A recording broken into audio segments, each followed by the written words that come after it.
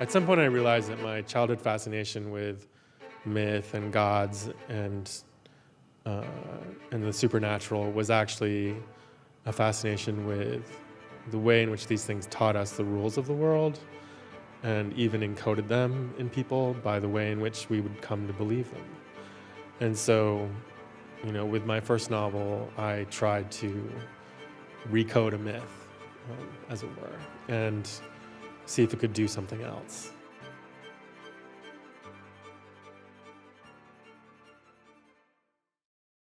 Literature is more of a community effort than most people realize. The kind of popular idea of the writer alone, sure, yeah, that happens. But there's actually a lot happening around your friends and colleagues.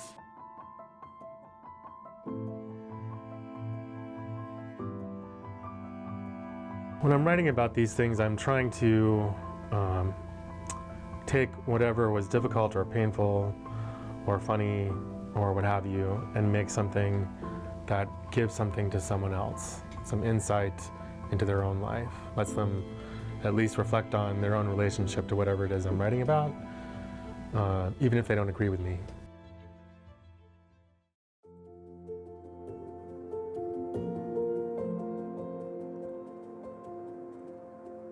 I think that all writers are really trying their best to talk about the things that matter to us, because I think art has to have two purposes.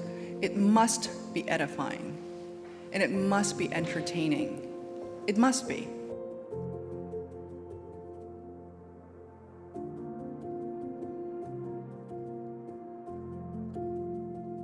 I want to be open to my intentions of writing about this community and how the Korean Japanese should be seen. But I also want all of us to experience what it's like to be that character. And this is what fiction does. I think we can identify with people who look nothing like us.